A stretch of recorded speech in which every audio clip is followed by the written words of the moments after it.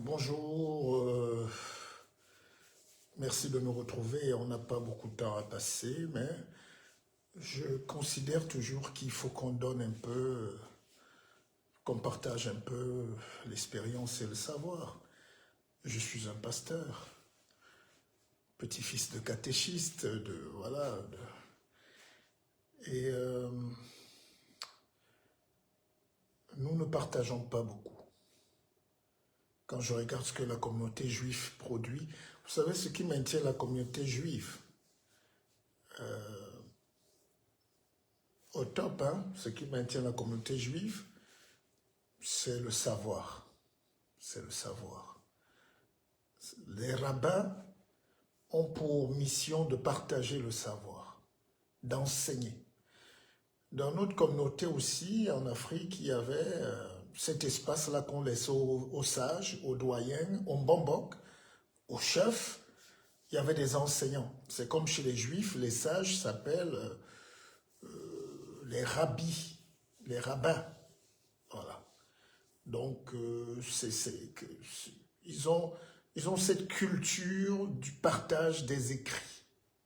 C'est pas eux qui ont inventé l'écriture, mais ils en ont fait une arme. Et en Afrique, on avait des gens dans chaque famille. Il y avait le sage de la famille, il y avait le sage du village, mais voilà, la colonisation est venue balayer tout ça. C'était pas des amis. Je reprends un exemple concret. Actuellement, il y a beaucoup de kidnapping à Bamenda, des hommes de l'église catholique, curés, abbés, et puis le nonce apostolique a menacé de fermer les paroisses. Alors, si on ferme les paroisses en Afrique, vous savez ce que je pense de l'église catholique? C'est la colonisation abjecte, c'est l'escroquerie mentale, mais ils ont aussi un rôle d'apaiser. Le rôle des religions, c'est d'apaiser les consciences, d'écouter. En Afrique, il n'y a pas de psychologue, donc on n'écoute pas. Et pourquoi les femmes vont beaucoup dans les églises de beaucoup de ces apôtres voyous aujourd'hui, au Congo, en Côte d'Ivoire, au Cameroun, au Burundi, tous ces trucs-là, c'est parce que les femmes ont besoin d'écoute. On ne les écoute pas dans leur foyer, on ne les écoute pas dans leur ménage, on les écoute nulle part et elles ont beaucoup d'émotions, elles veulent partager. Alors, donc c'est ça. En Afrique, si vous avez un problème aujourd'hui, même dans votre propre famille, vous ne savez plus s'il faut vous confier à votre mère, si elle est vraiment votre mère, à votre frère, à votre soeur, à votre... Donc, les rapports sont devenus extrêmement compliqués. Et si l'Afrique était bien organisée, vous pouvez partager le live, hein, c'est des moments de réflexion. J'ai aussi envie de boire la bière à Bepanda Yong Yong, hein, mais bon. Donc, si l'Afrique avait un modèle de structure sociétale forte, on ne nous aurait pas colonisés. On n'aurait pas... Les gens sont abandonnés à eux-mêmes. Vous regardez à Douala, à Yaoundé, là maintenant, les hommes sont pour la plupart au bar, ils sont allés jouer au 2-0 depuis le matin. La femme est là, elle va aller chez ses copines. Mais il n'y a rien. Il n'y a rien à faire dans nos pays. L'Europe n'est pas le paradis, mais on a prévu que si vous voulez aller au cinéma, vous pouvez amener les enfants au théâtre, vous pouvez mettre même Netflix. Il y a 1000 tonnes de divertissement. Et quand la femme n'a pas où aller, c'est la débauche. Soit elle va dans les bars, soit elle va faire allégeance aux pasteurs, qui sont souvent des petits voyous, grosso modo. Mais bon. Donc, quelle est la place qu'on laisse aux femmes, aux enfants, comment est organisée la société chez nous? Et le Cameroun, par exemple, est en train de traverser une époque très intéressante de son histoire. Nous sommes à une époque terrible. C'est une transition générationnelle, politique, mystique, historique et même géospationnel. Et le Cameroun qui a été créé par les Blancs,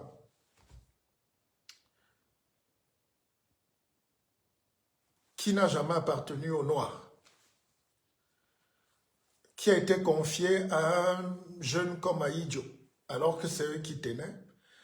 Ahidjo a laissé à Biya parce que c'est eux qui tenaient.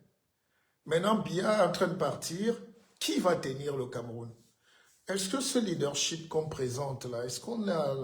Quand les gens font le bruit sur les réseaux sociaux, est-ce qu'ils se posent la question de savoir à qui appartient le pouvoir au Cameroun?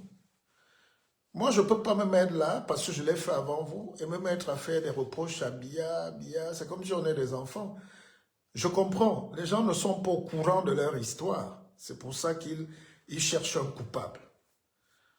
Est-ce qu'on aurait pu faire plus? Parce que quand les gens disent le Cameroun se porte mal, je n'ai pas dit qu'il se porte bien, mais le Cameroun a les mêmes problèmes que tous les pays d'Afrique noire, précisément.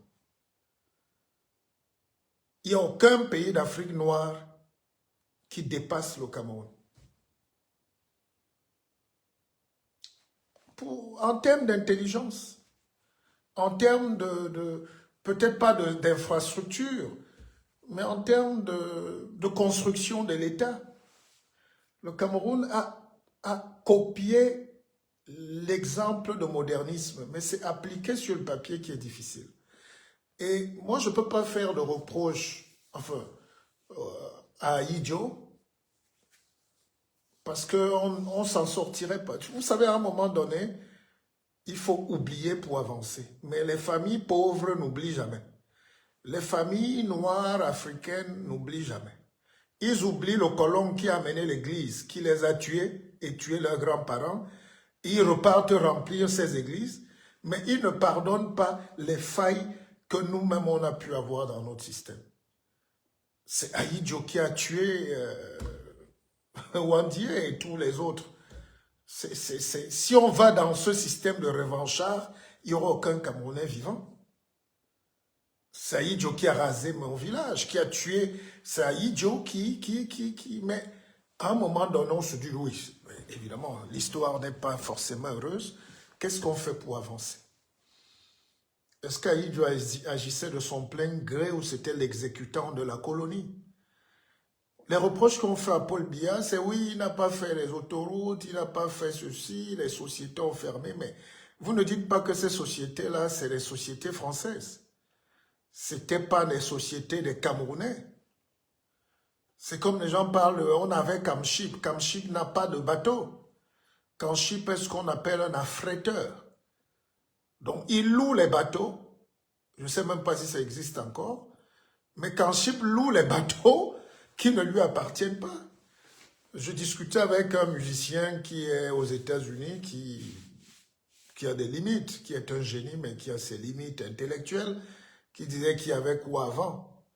Et il présentait les Sokopao, les ceci. Non, mais il faut donc vous rappeler que quand Paul Biya arrive au pouvoir, 99% de ce qui existe appartient à la France. C'est-à-dire que même aujourd'hui, quand vous atterrissez à Douala ou à Yaoundé, vous êtes à l'aéroport de Paris. Quand vous voyez ADC, c'est une société qui appartient à l'aéroport de Paris. Jusqu'au salon VIP, tout ça là, les petites choses là, les bars que vous voyez là, c'est les trucs qu'on a donnés au fils de Fabius. Donc nous venons de très loin. Et c'est à nous tous. Hervé Assong-Si. Mais partagez le live si vous voulez, parce que c'est très intéressant. Vous savez, quand j'avais 30 ans, pour ceux qui m'ont connu, j'étais très dur. Hein, j'avais la soif. Je voulais... Quand j'avais 20 ans, c'était encore plus... Nous voulions changer tout, mais plus on prend de l'âge, plus on est face à nos réalités, on est face à nos échecs, on est face à nos incapacités. Je peux plus crier, je peux admettre qu'un enfant de 20 ans ou qu'un petit rappeur drogué qui est caché quelque part chez une vieille dame là, raconte et salive devant les gens. Mais nous parlons quand même d'un pays où il y a quand même des structures, des gens qui ont de l'intelligence ou des gens qui ont fait des études plus poussées, qui comprennent la géopolitique. C'est à vous maintenant de reprendre la dignité de votre pays. C'est à vous d'arracher votre pays. Pas entre les mains d'une personne, pas entre les mains de Paul Biya, mais entre les mains de ce macro-système hégémonique colonial qui tient encore tous les pays d'Afrique. Déjà, nous sommes dans un pays où on parle la langue de quelqu'un, où on danse au centre culturel français de quelqu'un, où toutes les politiques, les prêts qui nous ont redonnés, qu'on a redonnés, qu'on n'a pas pris, c'est ça qui fait les caniveaux, les routes, tout ce que vous voyez, l'électrification à Bertoua, Yagouan, Gaoundéré, tout ce que vous voyez. Quand vous êtes à Douala, vous n'avez nulle part où aller à part l'Institut français, si vous cherchez un peu de culture. Donc, et nous sommes en 2025. Si vous êtes à Yaoundé, le seul endroit où vous arrivez, où vous pouvez ouvrir un livre, où vous pouvez vous asseoir calmement avec la tête, c'est à l'Institut français. Et vous le savez. Rien n'a empêché. Le gars qui a ouvert les trucs de cinéma, là, Canal Olympia, mais c'est Bolloré. On a eu nos milliardaires, ils vont acheter les babouches en Chine, ils construisent des grosses maisons, ils font leurs trucs, ils ne font rien pour la culture, ils ne donnent rien à la jeunesse, ils sont tous égoïstes, même pas une salle de fête, mais c'est Bolloré qui contrôle les ports de Kribi, de ceci, de cela, de terre. C'est lui qui vit encore. Vous créez une salle de cinéma qu'il est même en train d'abandonner. Vous voyez, nous devons se réapproprier de son pays. Ça veut dire être capable de se gérer, l'autonomie. Je reviens toujours dessus, ce n'est pas un de mes plus grands livres en termes de vente, au contraire j'ai perdu de l'argent, mais c'est un livre qui est traduit en plus de langues aujourd'hui. Je ne sais pas s'il est là, c'est Industrialisez-vous et taisez-vous. C'est un livre que je conseille particulièrement aux Camerounais parce que, aux Africains.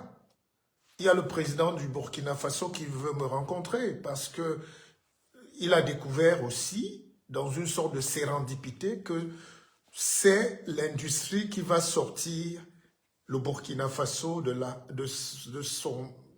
sa misère. C'est l'industrie qui va sortir le Cameroun de sa misère. Je comprends les plaintes des gens. Nous tous, nous sommes déçus. Quand tu arrives au Cameroun, parfois tu crois il faut lutter 10 fois plus. Mais oui, nous sommes nés dans un pays qui ne nous appartenait pas.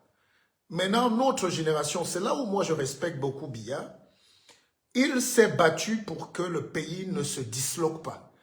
Regardez simplement, parce que si tu laisses les Noirs jouir de leurs instincts, ils vont gâcher eux-mêmes ce qu'il y a.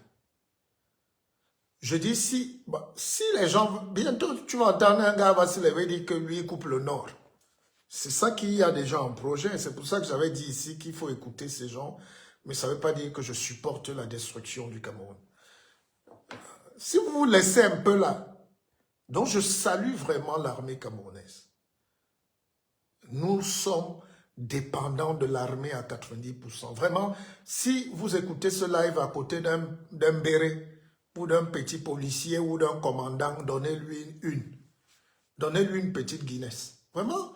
Parce que si le Cameroun n'avait pas l'armée et qu'on écoutait les tribalistes, qu'on écoutait tous ces gens violents-là, c'est que chacun rentre avec son village, une portion du Cameroun et chacun rentre chez lui.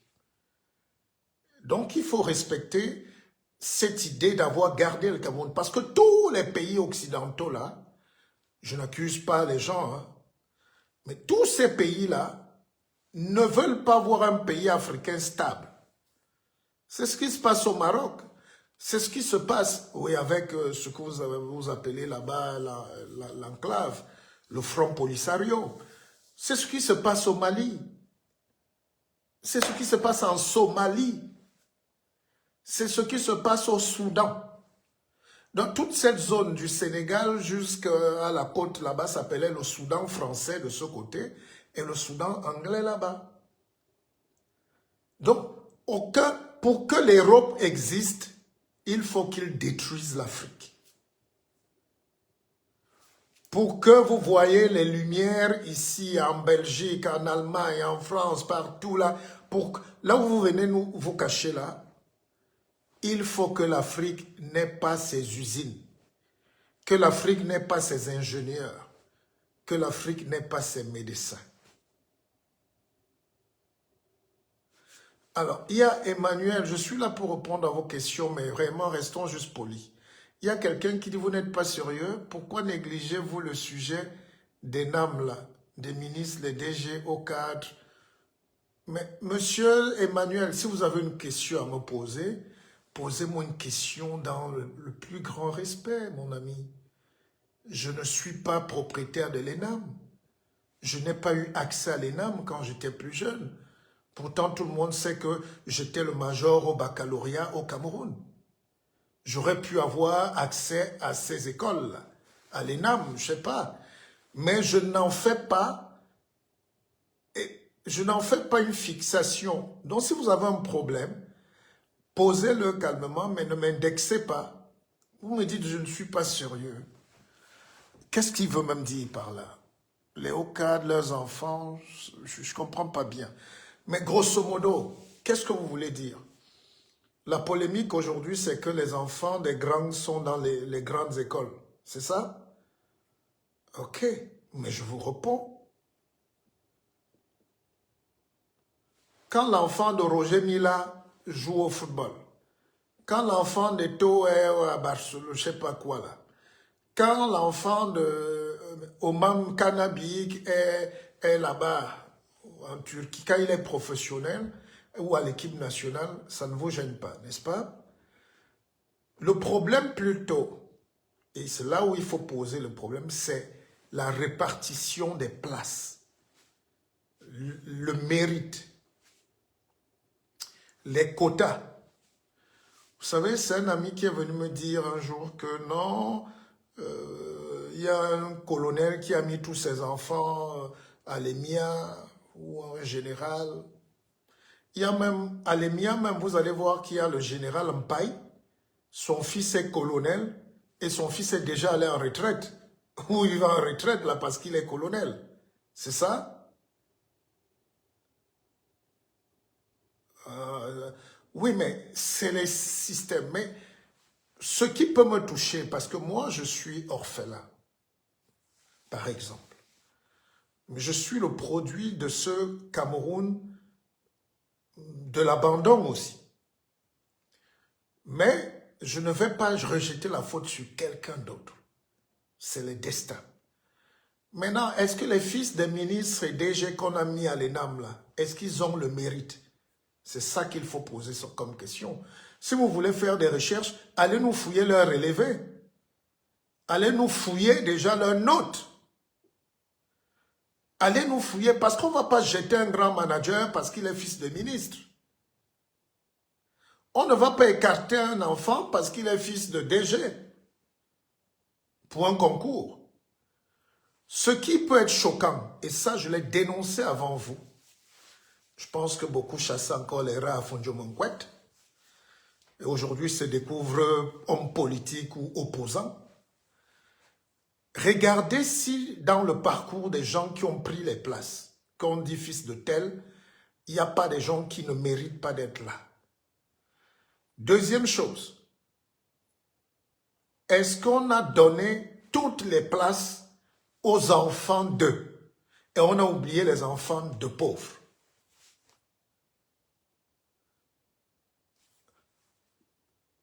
C'est bien beau de citer le nom de quelques ministres et tout, je ne sais pas. Mais est-ce qu'il n'y a que leur nom? Est-ce qu'il n'y a pas des enfants de paysans, d'ouvriers, de commerçants?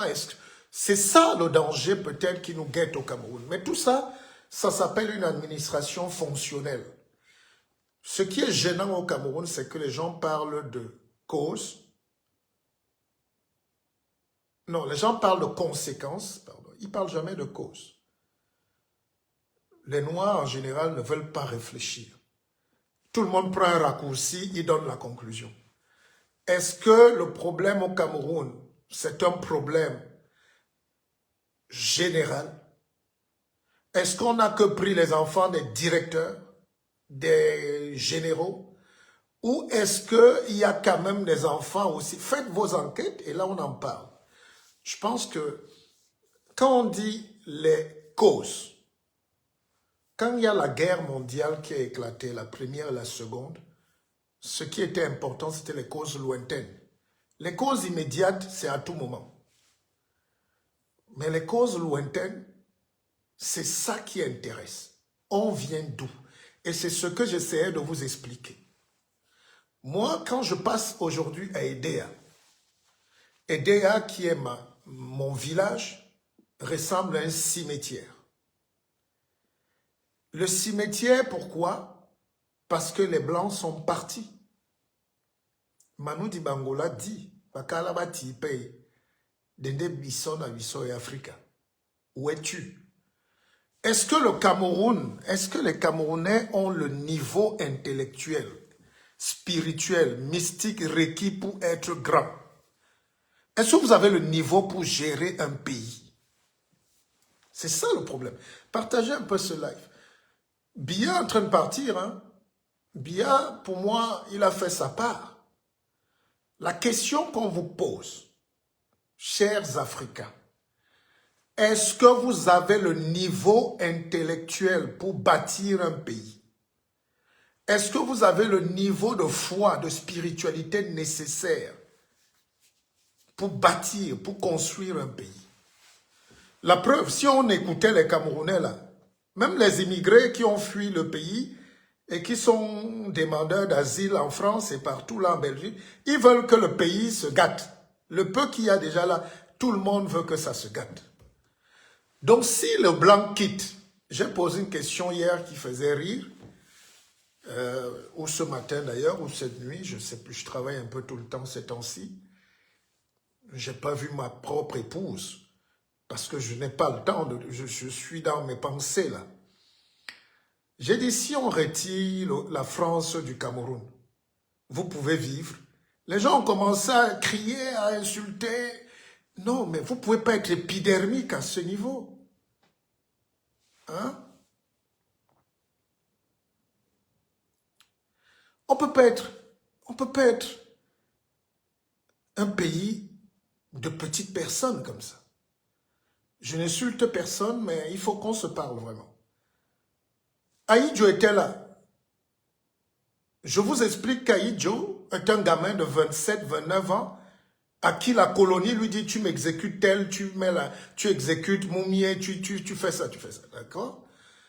Biya arrive en 82, c'est un jeune énarque. Biya a quel coudée franche de parler même à la France. Quand il dit sa célèbre phrase qu'il est l'élève de Mitterrand, mais c'était ça la norme focardienne. C'est Focard qui dit, vous ne savez pas d'où on vient. Je vous parle depuis Paris. Et Dieu seul sait que j'ai accès à ces choses-là. D'accord? C'est maintenant que le Cameroun essaye de se trouver des pistes. C'est maintenant que vous, chers jeunes, vous devez arracher votre souveraineté. Mais la souveraineté ne s'arrache pas quand on n'a pas les moyens. C'est comme un combat de boxe. Même la France lutte pour s'affranchir des États-Unis, de la Chine. La lutte pour l'indépendance n'a même pas encore commencé. La lutte pour l'indépendance n'a même pas encore commencé au Cameroun. L'indépendance s'acquiert quand, spirituellement, les gens sont déjà libres, donc éveillés. Je ne parle pas de vos chapelles religieuses, ça ne m'intéresse pas. Encore qu'un pays n'a pas le droit de vénérer les dieux des autres. C'est un débat qui reste en Afrique. D'accord? Bon, Monsieur Emmanuel, ça, laissez-nous avancer. Vous avez un problème à l'ENAM, j'ai dit quelque chose. Permettez-moi de développer. On ne va pas rester focalisé sur un petit problème.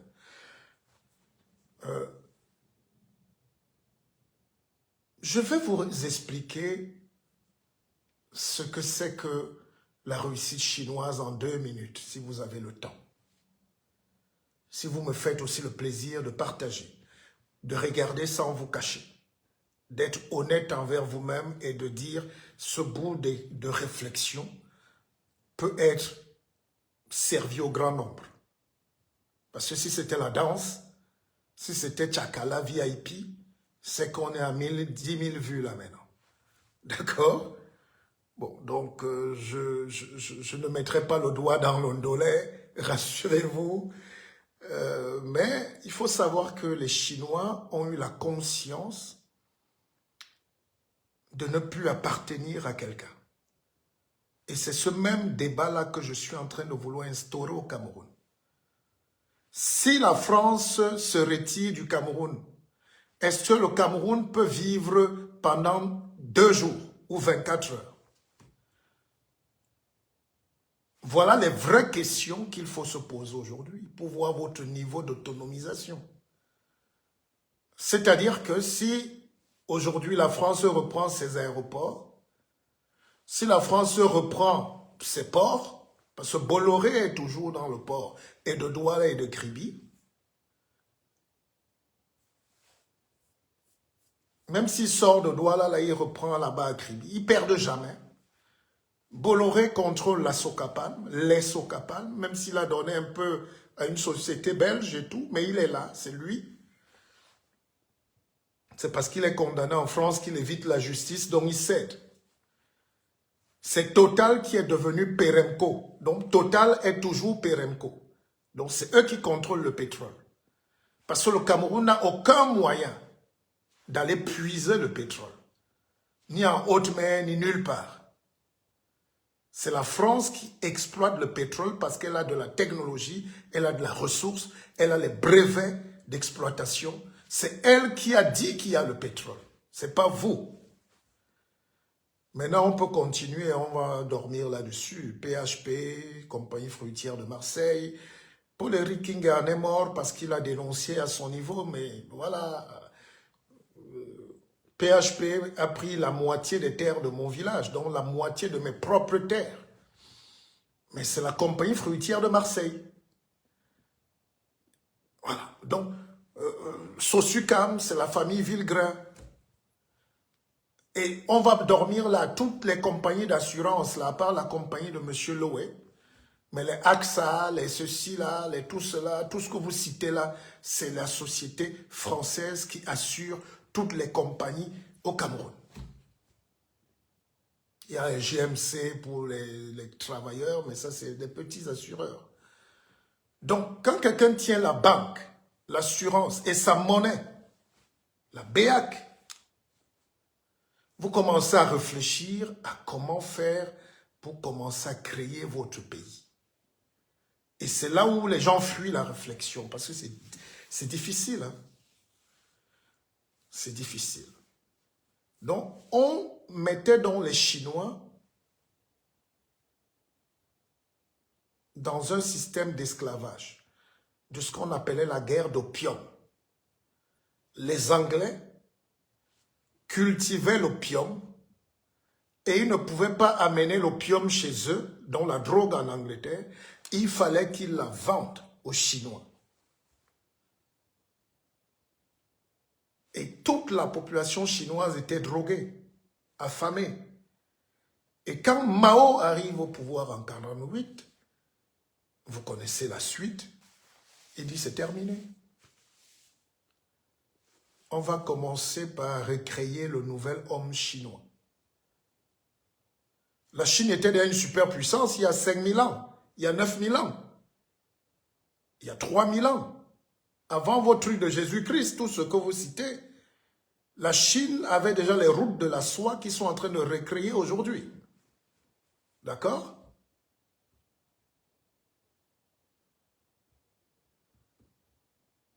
Manyinga Tony, merci Ngoyi Manyinga. Mais notre maladie, c'est qu'on ne veut pas étudier, on ne veut pas apprendre. Le noir a peur d'écouter son histoire. Les Chinois étaient chrétiens. Quand vous entendez des noms comme Confucius, et tout ça, ce n'est pas les noms chinois, mais c'était les grands chinois. C'est comme si mes enfants aujourd'hui ne vont plus s'appeler Martial ou lui, ou ils vont s'appeler Bissok de Bissok. C'est une révolution chinoise qui a commencé. Bon, ce que le Zaïre a commencé, mais on ne fait pas ce genre de révolution quand on danse le soukous, quand on aime, quand on est esclave. Il faut aller jusqu'au bout de la révolution. Donc, la révolution au Cameroun n'a jamais eu lieu parce que ceux qui l'ont entamée, je ne parle pas des Douala Mangabel, je parle ici récemment des Wandier, des Oumiobe, des Moumiers. Tous ont été massacrés par le colon et par Aïdjo. Et c'est pour ça que pendant l'élection présidentielle, dans la zone Bassa, quand Tirouma passait avec son Gandoura, vous voyez qu'il y avait des reliques. On disait que les Bassa ne veulent pas se mêler parce que c'est des souvenirs. Bon, ce n'est pas justifié, mais vous voyez comment les traumas restent forts. À l'ouest Cameroun et dans le littoral, le centre, c'était plus violent. Donc, la question qu'on pose, c'est l'État central du Cameroun qui va en guerre contre ces ultranationalistes. Et Kananissé, tous ces gens-là, ils représentent un courant du Cameroun qui a toujours été battu. Et Paul Biya est devenu le représentant de l'État camerounais aujourd'hui, mais qui a des reliques coloniales. La question donc c'est, est-ce qu'on continue avec cet État ou est-ce qu'on va le détruire et nous retrouver entre nationalistes ici et puis chacun va venir dire, moi c'est mon village, le communautarisme, ou bien on va accepter définitivement cette carte, ce triangle équilatéral dont parlait mon oncle, mon père, Roger Gabriel Lep, de regretter mémoire. Pour ne pas dire excellentissime professeur. Donc, le Cameroun est à la croisée des chemins. Vous voulez donc qu'on retourne comme Oumiobe dans le maquis? Vous voyez que Tirouma est dans le maquis en ce moment, ironie de l'histoire. Pas pour se moquer, mais pour expliquer. Ou définitivement on adopte le modèle de l'État. Il faut savoir qu'il n'y a pas d'État sans perte. Il n'y a pas de développement sans guerre, sans sang versé. Et le Cameroun qui nous revient là à tous aujourd'hui, c'est un Cameroun où nous tous, on a mouillé le maillot. Nous tous, on a versé du sang. On a perdu. Mais pour moi, si vous voulez maintenant, Zang Biloa, mon petit frère, et c'est tout à fait légitime. Je vais lire un peu ta contribution. Je sais que si j'ai un bon projet de... ils vont me faciliter quelque chose et enrichissons un peu pour monter concrètement. Parler c'est bien, mais allons concrètement, allons directement sur le concret en faisant notre part. Voilà, partagez, merci. La question aujourd'hui c'est, tel que ça part là, est-ce qu'on coupe le Cameroun, on gâte tout? Chacun reste dans son village comme on était avant, petit chef de quartier de son village, ou est-ce qu'on reprend quand même et on protège cet État? C'est là où tout mon respect va à Paul Biya. On peut tout dire, mais si on ne s'était pas battu, le Cameroun aurait vraiment déjà disparu. C'est-à-dire une congoloisation du Cameroun. N'est-ce pas? Vous voyez que le Congo ne sera jamais un pays pacifié. Je dis jamais, ce n'est pas les accords de paix de Trump qui vont arranger. C'est qu'ils sont tellement riches que ça donne un appétit terrible. Les mêmes gens qui font signer les accords de paix là, c'est eux qui profitent du Congo sans les Congolais. Tout ce qui revient aux Congolais, c'est la danse, Fali Ipopa, et puis l'église. Ils sont propriétaires de leurs reins. Ils sont propriétaires de Zambé, Tata Zambé, voilà. Le reste là, le sous-sol, le sol, le ciel, rien n'appartient aux Congolais. Or, le Cameroun a une démarche différente. le Cameroun a développé une petite intelligence qui n'est pas encore au point, mais qui avance. Parce que les Camerounais commencent à saisir la banque. Il y a 20 ans, il n'y avait pas de Camerounais qui avaient des banques. C'est très important.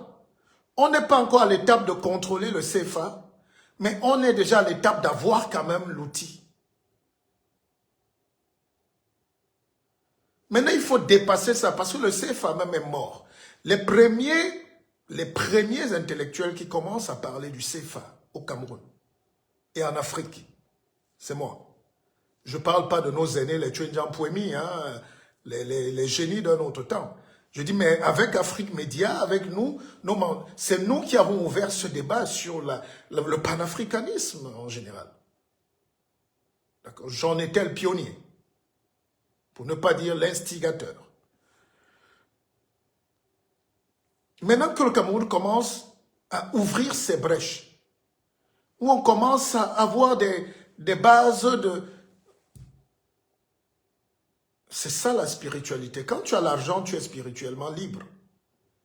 Quand tu as des moyens, moi qui vous parle, quand vous traversez des périodes sombres de votre vie, et que vous n'avez pas le cash flow, par exemple, même un chien peut vous donner des ordres, surtout au Cameroun. Imaginez donc la France qui tient notre CFA, qui tient la politique, qui tient l'économie. Qu'est-ce que vous allez reprocher? Je n'ai pas dit que nos dirigeants sont exempts de tout reproche. À leur place, on aurait fait peut-être mieux. Mais c'est difficile de gérer un pays africain. Quand ta monnaie est frappée à Paris, à Chamaillère, quand les infrastructures, il faut prêter pour avoir 1 kilomètre de route, il faut appeler Razel. Et même si on nous donne maintenant l'argent, faites la route. Citez-moi 2 Camerounais qui savent faire une route, le goudron. Si les Camerounais savaient faire ce qu'on appelle l'autoroute, c'est qu'on n'a pas appelé les Chinois.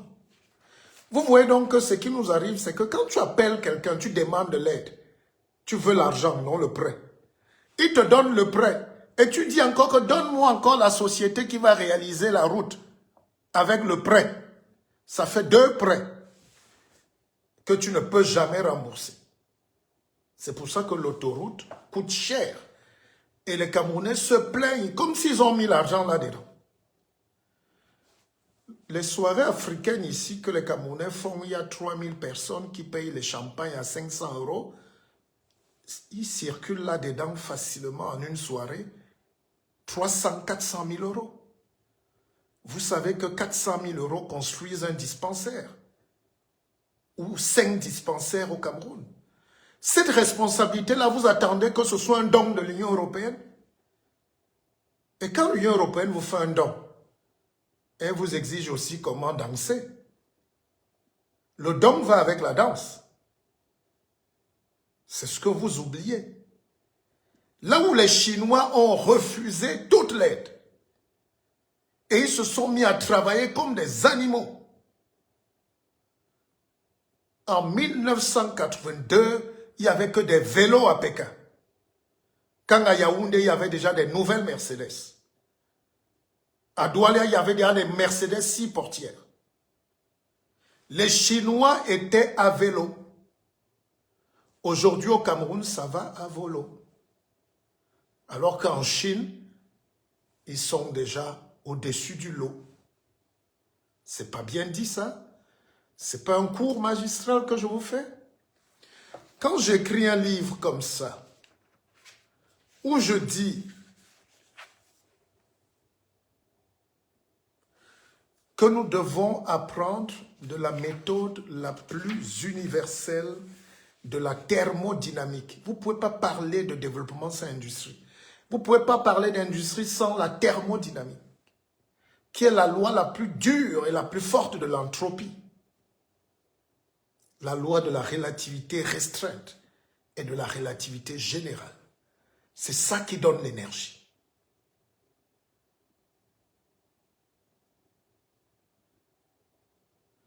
Je vais vous revenir tout à l'heure sur la notion de rétroconducteur. Mais, excusez-moi quand même, puisqu'on ne va pas être long. Quand vous regardez le Cameroun aujourd'hui, à part citer que Paul Biya doit partir, je suis d'accord. Mais vous vous proposez quoi? Si on vous met le Cameroun entre les mains maintenant, vous pouvez faire le pain? Est-ce que vous savez faire le pain? Bon, disons oui. On va dire Zépol, comme disait un jeune l'autre jour. Mais Zépol, on va dire Kolofatas ou Kalafatas, je ne sais plus quoi. Mais c'est vous? Bon, maintenant, même si tu mets Tagné à la boulangerie, il connaît fabriquer la pâte, le pain. Le blé qui vient là, ça vient d'où? Le Cameroun dépense plus de 300 milliards par an pour acheter la farine de blé. Vous voyez ce qu'on appelle le déficit, l'inflation? Est-ce que vous êtes prêts? Il y avait la crise électorale, avant les élections, les gens se sont alignés sur près de 10 km pour aller acheter le pain. Ce pain-là que vous êtes capable de fabriquer le pain, c'est par là qu'on juge la maturité d'un peuple. Bon, même si vous savez faire la pâte, le blé, vous n'avez pas. La machine qui fait le pain, les fours, c'est pour vous. Donc, si la France se fâche là aujourd'hui, il n'y a plus de communication. Tout de suite. Au lieu d'insulter donc, est-ce qu'il y a un Camerounais qui sait faire circuler les datas, l'airtime? On vous a laissé comme tel. Je suis désolé. Chaque Camerounais sait ce que c'est que comme tel. Là où l'expertise est camerounaise. Même avec un partenaire technique comme Huawei, on n'y arrive pas. Parce qu'il y a un problème de management. Il y a un problème de vision. Donc, on n'a pas pris assez de temps. Et ce temps-là est en train d'arriver. Il y a une nouvelle génération qui arrive. Je cause avec des ingénieurs camerounais, des informaticiens, des médecins camerounais, des ingénieurs, des infirmières de très haut niveau. En France, il y a une formation chez les infirmières qu'on appelle IPA, hein, je pense que c'est ça. Je vais bien me renseigner. C'est des formations qui te donnent accès au statut de médecin pratiquement. C'est ça le Cameroun. L'expertise, on est obligé encore d'aller la prendre ailleurs. L'expertise n'est pas encore potable chez nous. Et maintenant, grosso modo, quand vous mettez une dame au ministère de la ville et qui ne connaît rien de ce qu'on appelle l'agglomération, l'agglomératique, c'est la gestion des agglomérations. J'ai des projets sur le transport urbain. Il ne faut pas 1 000 milliards. À Douala, par exemple, je vous explique terre à terre. Comment faire? Je n'invente rien. Vous savez que le train des Allemands devait arriver à Tchang. Donc on s'en bat et ça montait à Tchang. Ça s'est arrêté en Konsamba jusqu'à aujourd'hui. Est-ce que vous savez donc que si on réhabilite le chemin de fer Tchang, Konsamba jusqu'en Balmayo, pourquoi pas Ebolova, vous avez sauvé le Cameroun. Les rails sont encore là. Le train partait donc Konsamba le matin, Konsangwe, et ça arrivait à Douala, et ça reprenait le chemin inverse le soir. Et puis le train allait jusqu'à Manfé, Kumba Manfé Road. Réhabiliter ça à Douala seulement, vous verrez que le train traversait toutes les petites gares, donc Bonaberi. Le train s'arrêtait à Deido, là où il y a le rond-point. Le train s'arrêtait au marché central, à Newbel. Et le train... Donc vous voyez qu'il y a déjà des gares.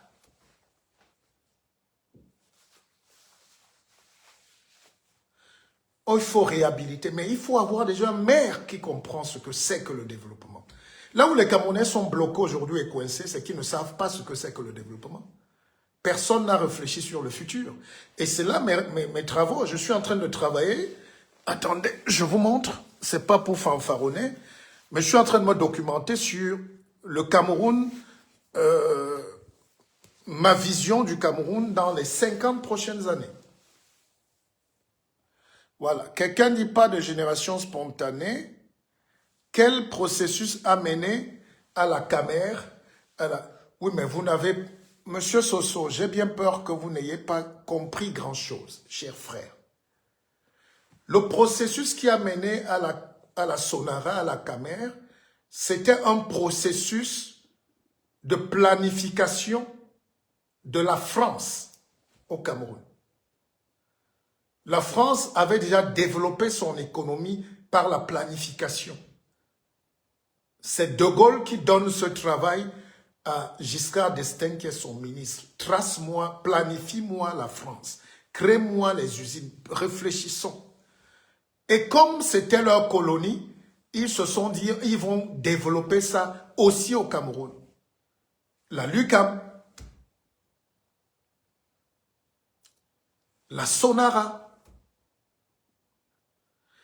Ce n'est pas les Camerounais qui se sont assis de leur haute intelligence et qui ont décidé de créer la Camère.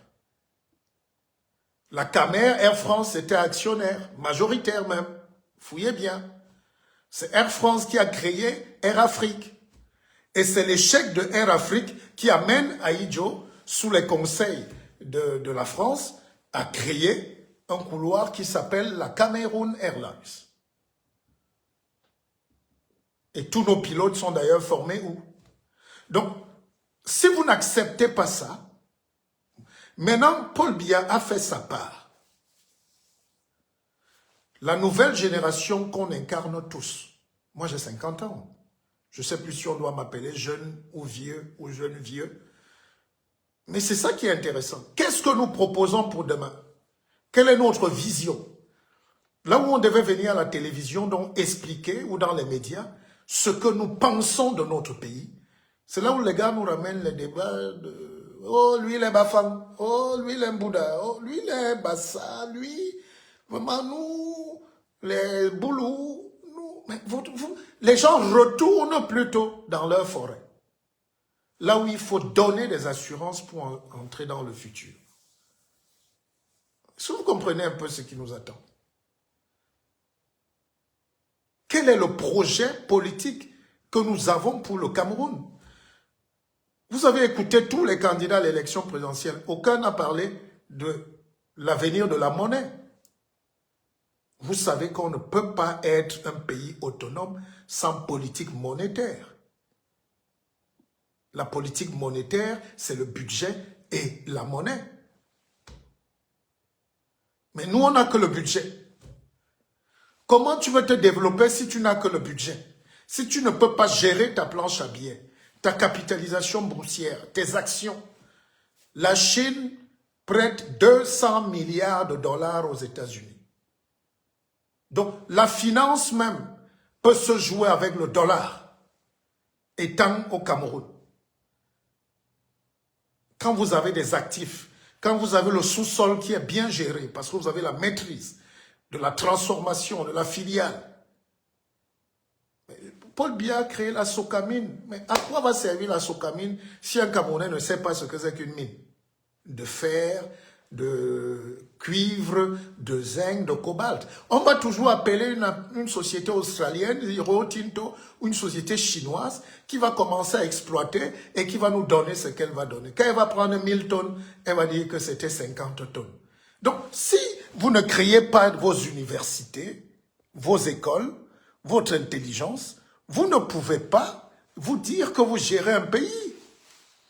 Le Cameroun ne dépend pas des petits-enfants sur TikTok ou Facebook qui viennent cracher leur vomi là. Maintenant, c'est le temps de réfléchir.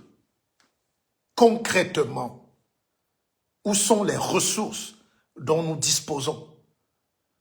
Avec qui nous allons arracher ce Cameroun entre les griffes de la colonie violente et puissante? Vous avez vu au Sénégal, la petite brouille entre Sonko et Diomaye Faye, le FMI a dit, oh, vous nous devez beaucoup d'argent. N'est-ce pas? Les gars sont allés en Italie et partout appeler la diaspora pour dire, donnez de l'argent. Les Sénégalais du monde entier, c'est historique, sont en train de donner de l'argent. 10 $, 100 $, 1000 $, 500 $. Et ils sont déjà à près de 10 millions de dollars. Les Sénégalais du monde entier. Parce qu'ils ne veulent plus entendre parler du FMI. Demain donc, si on dit aux Camerounais que vous tous qui êtes là, qui bavardez là, vous insultez votre pays du matin au soir, mettez donc un processus pour qu'on recueille nous-mêmes 100 millions de dollars. Vous avez de l'argent. Vous achetez les champagnes et les mauvaises vestes. Vous faites des soirées tous les week-ends. Nous sommes la seule communauté qui danse toute l'année, chaque week-end. Et à Paris, et à Londres et au Canada, partout où il y a les Camerounais, il y a la fête, tous les soirs. Les Blancs même sont étonnés.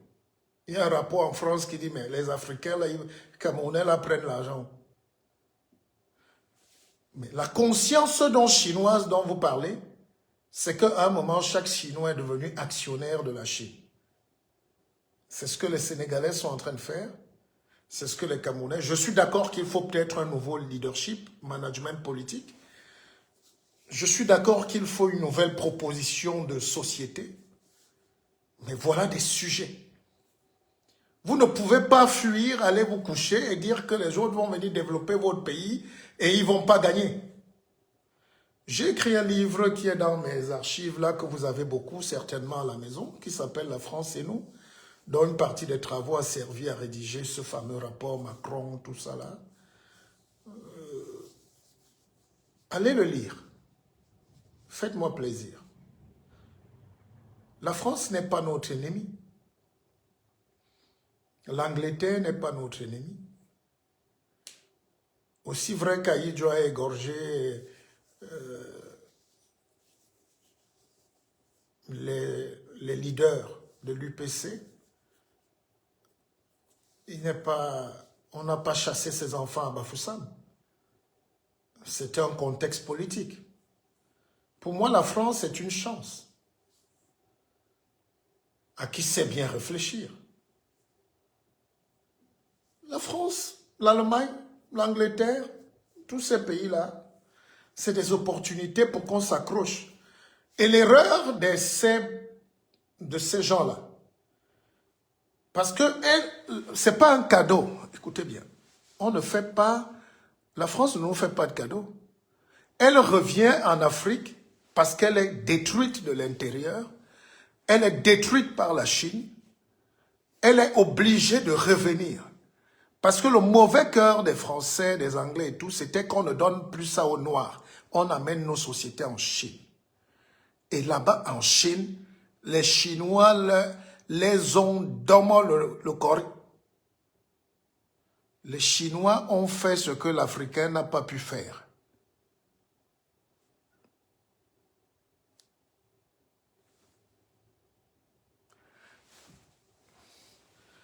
Aujourd'hui, le patron français de l'Airbus demande de l'aide à la Chine. Parce que la Chine a tout pris et ils veulent de l'aide. Ce temps d'apprentissage chez nous n'existe pas. Oui, monsieur Soso, qu'est-ce qu'il dit? Cher frère, je suis désolé. Si ta vision intra-camerounaise n'existait pas, on n'aurait pas connu une réelle avancée. Vous savez, je ne fais pas des conférences pour perdre mon énergie. Hein. Je vous laisse... je vous laisse un peu à vos analyses. Je n'ai pas l'énergie pour ça. On n'est pas dans une conférence à l'université ici. Allons à l'essentiel. Donc, voilà ce que je voulais vous dire aujourd'hui. Je ne vais pas être long. Gardez bien, partagez bien ce live. Et ce n'est pas le nombre qui est important, c'est l'impact. Et je sais que ça va très vite. Nous avons la chance inespérée de sortir des griffes de la pauvreté et du sous-développement. Tant qu'on n'a pas réglé ces problèmes de spiritualité, c'est-à-dire de liberté, parce qu'il faut expliquer ça terre à terre aux Camerounais. Quand tu dis spiritualité, ils ont peur de ne plus être catholiques. Quelqu'un m'a dit, moi, ma grand-mère était catholique. Mais on s'en fout. Et avant, ta grand-mère, elle était quoi? Ton arrière-grand-mère était aussi catholique. Faut pas que les choses qui sont venues chez nous en détruisant nos pays continuent de détruire nos pays parce que vous croyez que c'est votre culture. Un peu de réflexion quand même. Ces missionnaires sont venus pour un but, détruire la pensée noire, voler votre énergie et aller se développer et vous faire travailler comme des esclaves. D'accord? Moi, ça ne peut pas être mes amis. C'est pas mes amis. La religiosité, la religion chrétienne est en train de disparaître partout. C'est pas en Afrique qu'elle va survivre alors qu'elle est incapable. Maintenant, c'est qu'est-ce qu'on fait s'ils partent? Comment on peut gérer avec notre spiritualité, c'est-à-dire nos valeurs? La spiritualité, c'est une somme de valeurs. Comment on voit le peuple? Comment le peuple voit son développement? Comment le peuple se voit lui-même? Comment le peuple existe dans ce monde? C'est pour ça que vous voyez les Chinois, ils n'ont pas un problème. Bon, écoutez, je vais arrêter le live. Il y a ce monsieur-là qui dit que je l'ai bloqué. Moi, on me voit en train de bloquer les gens.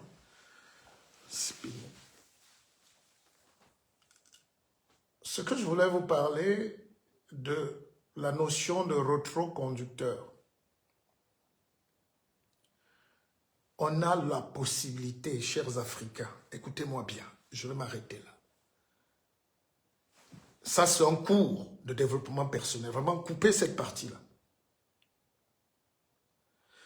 Tous les intellectuels, penseurs, savants, même égyptiens, savaient que l'homme invente son futur. Écoutez-moi bien. Le futur, c'est quelque chose qui vient vers nous et qui nous dépasse. Or, dans la culture occidentale, eux, ils croient qu'on va vers la culture, on va vers le futur. C'est pas vrai. Nos parents, nos aïeux, les Égyptiens, les Africains, les Cananéens, si vous voulez, savaient qu'on est dans la rétroconductibilité. On avance et c'est par rapport à ce qu'on se projette comme vision de la vie qu'on a accès à notre vie. Nos émotions déterminent notre futur. Je vous explique. Émotion, vous savez déjà qu'en grec, ça veut dire l'énergie en mouvement. Donc, si vous avez les mauvaises énergies, c'est ce que j'ai dit l'autre jour dans un petit live, en fonction de la taille de vos énergies, vous avez un futur médiocre. Si vos émotions vont vers la pauvreté, les pleurs, la maladie, votre futur va s'orienter vers là. Si en revanche, vos émotions, et ça c'est des cours que je donne à un très haut niveau, même en France, c'est du très haut management. Ce n'est pas les choses que vous faites au Cameroun, là, coach a dit. Écoutez bien, si vos émotions vont vers le rêve, la créativité, la liberté de penser, les grandes valeurs, la richesse, votre futur va prendre ce virage. C'est pour ça que vous voyez aux États-Unis, par exemple, ils rêvent grand. Tous les milliardaires viennent presque de là. Elon Musk, Jeff Bezos, tout ce que vous voulez, Bill Gates, tout ce que vous voulez. Ils ne rêvent que de grandes choses. Si vous avez des émotions de la peur, moi je ne veux pas, et je le dis souvent à mon entourage, éloignez-vous de moi avec vos notions de la peur. On n'a qu'une seule vie. Si vous voulez faire les grandes choses, vous ne passez le temps à reporter, à fuir. Qui va les faire? Vous allez mourir, on va vous enterrer petit. La preuve, vous sont vos grands-parents. Ils ne rêvaient pas de grandes choses. Nos parents s'étaient dit, Lona, mais j'aime le cabot, lequel apporte-moi ma bouffe d'aujourd'hui. Vraiment, donne-moi un peu. Et ils avaient peur de tout. On est grand parce qu'on a des grandes valeurs, on a une énergie circulatoire élevée et notre futur prend un destin élevé. Je n'ai pas dit démesuré, j'ai dit élevé. Encore que rien de grand ne se fait sans passion. Vous l'avez tous lu. Rien de grand ne se fait sans folie. C'est Hegel. Cours de philosophie première année. Ou terminale même. Donc, si vous avez des petites énergies négatives, des petits blocages, des petites peurs, vous aurez une vie de petits peureux, de petits rien du tout, d'une vie qui va aller comme ça. Et c'est là où tout le Cameroun va. Du matin au soir, on parle que de la négativité.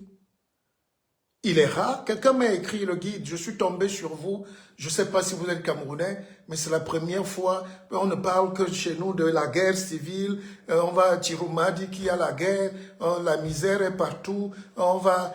Je dis oui, mais à quel moment vous rêvez d'autre chose? C'est pour ça que notre jeunesse fuit, parce qu'elle veut rêver d'autre chose. Les gens ne fuient pas au Cameroun parce qu'ils ont faim. Vous avez suivi une femme, la Fotio, qui escroquait les mamans de 4, 5, 8 millions. On présente des gens à la télé qui ne payent pas de mine, mais qui avaient 8 millions. 8 millions en France, c'est dans les 12, 13 000 euros.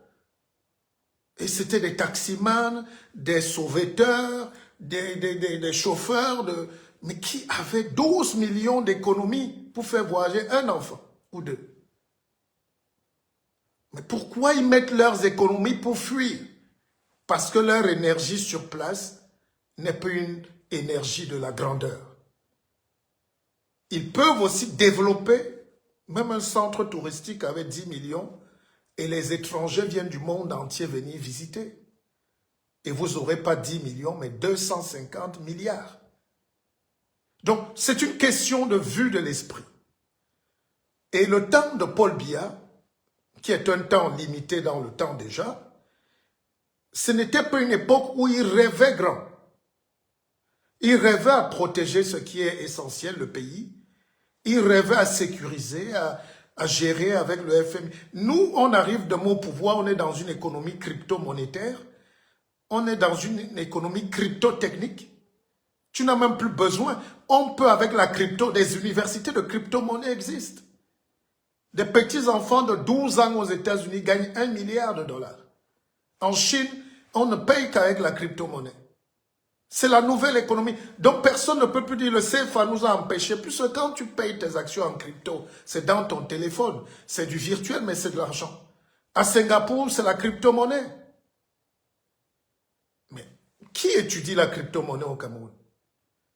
De temps en temps, on nous parle qu'il y a eu un bandit. Mais chaque chose... Les autres développent les grandes choses avec les mêmes valeurs. Nous, chez nous, ça tourne tout que non, ils ont volé, on a escroqué une maman là, la crypto-monnaie peut développer l'Afrique. Le Maroc est en train de tester sa crypto-monnaie. Le Nigeria est en train de tester sa crypto-monnaie. On n'a plus besoin du Naira. Voilà des pistes qui s'ouvrent à nous. Et pour terminer, la liberté du Cameroun est déjà là. La liberté de l'Afrique est là. C'est la deuxième guerre mondiale qui a libéré, qui a donné les indépendances. 39, 40, 45. C'est parce qu'il y a eu la deuxième guerre mondiale. À la fin, tout le monde était fatigué. Les Blancs ont commencé à signer que partez seulement chez vous.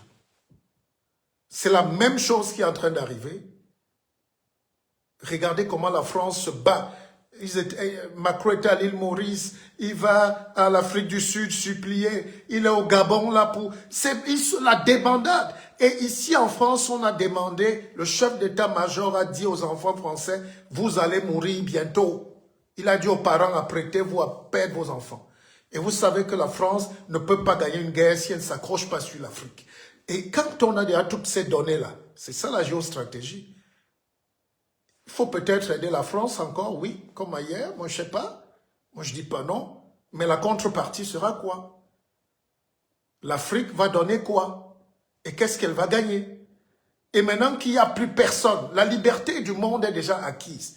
Personne ne commande plus personne dans ce monde. Les Américains s'en foutent de vous. Alors faites votre guerre au Cameroun si vous voulez, faites 10 000 morts, personne ne va venir s'inquiéter de vous, au contraire. Les sociétés américaines seront là pour savoir qui travaille avec nous. Le Vatican préserve son or. Chacun préserve ses intérêts. Chacun va venir comme des charognards, marcher sur vos cadavres, mais protéger ces investissements. Donc, voilà la guerre qui nous attend en Ukraine, la Russie, les États-Unis, l'OTAN. Nous ne sommes pas concernés en Afrique. C'est le temps de la liberté de l'Afrique. Mais comme le noir a développé des réflexes d'esclavage lui-même, lui-même va souvent entrer dans la machine, dans le bateau. Lui-même paye maintenant la route, le désert pour dire achetez-moi en Libye, me voici. Réfléchissons. C'est un magnifique moment pour l'avenir du Cameroun, pour l'avenir de l'Afrique. Je reste ouvert à tous vos conseils, à ceux qui sollicitent mon expertise. Les gens disaient que oui, on attend des nominations comme franchement, moi j'ai 50 ans, je peux vous dire j'ai réussi ma vie. Hein. Et j'attends rien. Hein. Le pays m'appelle, je peux servir. Mais s'ils n'ont pas besoin de moi, comme ils n'ont pas eu besoin de beaucoup de talent, on s'en fout, quoi. On s'en bat les yeux, comme disent les jeunes. Hein? Donc, on est là pour aider nos pays à s'en sortir par la pensée, par la réflexion. Et il ne faudrait pas qu'on abandonne le Cameroun, surtout en ce moment. Voilà un peu ce qu'il y a dans ma démarche. Voilà. D'accord? On dit quoi? Merci de ce... Merci à vous tous qui avez partagé.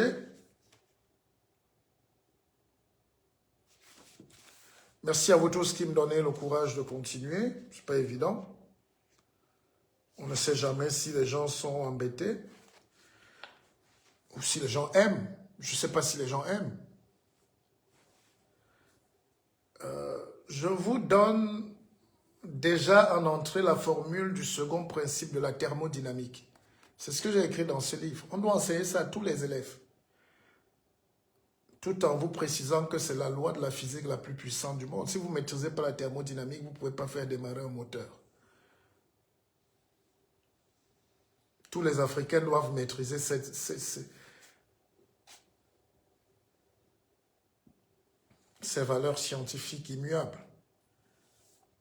L'entropie, la constance de Boltzmann, la myriade d'états possibles et tous les éléments atomiques ou microscopiques, c'est W. Ça s'appelle S, l'entropie. Hein? S est égal à K fois log de W. C'est par là qu'on commence la science. Il faut commencer à réfléchir à transformer le manioc. Pourquoi le bâton de manioc pue depuis 1000 ans? Vous ne pouvez pas faire un bâton de manioc où les doigts ne puent pas après? Où ça ne colle pas? Vous ne pouvez pas faire du maquereau, des sardines vous-même? Vous ne pouvez pas vous pêcher le poisson à Kribi, à Limbé, vous ne pouvez pas mettre dans les boîtes. D'ailleurs, il faut fabriquer la boîte. Vous faites les jus de fruits, vous ne pouvez pas faire des confitures, des jus de fruits, vous ne pouvez pas. Vous ne pouvez pas transformer votre environnement, vous ne pouvez pas fabriquer un vélo. Nos enfants méritent d'avoir chacun un vélo et le casque qui va à l'école. Fabriqué par une entreprise Mbungen et fils. Vous n'aimez pas l'industrie. Bon, écoutez, bon dimanche et merci. Que Dieu vous bénisse.